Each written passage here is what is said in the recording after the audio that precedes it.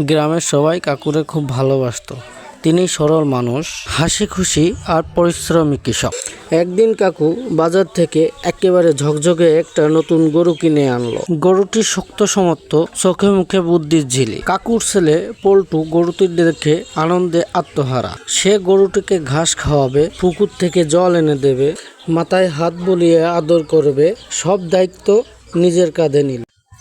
পল্টুর মনে হচ্ছিল গরুটি তাদের পরিবারের নতুন সদস্য। কিন্তু পাশের বাড়ির জালাল কাকা ব্যাপারটা মোটেও ভালো চোখে দেখলেন না। জালাল কাকার নিজের পুরনো গরুটা শুকিয়ে গেছে এবং দুধও কমে গেছে। তাই কাকুর গরু দেখে তার মনে হালকা হিংসার আগুন জ্বলে উঠল। একদিন দুপুরে জালাল কাকা ফিসফিস করে বললেন, দেখো পল্টু, এত দামি গরু সামলানো সহজ নয়। রাতে চোর এসে যদি নিয়ে যায়। পল্টু একটু ভয় পেলেও বাবাকে কিছু বলেনি। কিন্তু কাকু সহজেই জালাল কাকার মুখের ভাব বুঝতে পারলেন। তিনি হেসে বললেন, যে পরিশ্রম করে তার প্রাপ্য কখনো নষ্ট হয় না। গরু আমার, তবে দুধ খেলে গ্রামের সবাই ভাগ পাবে।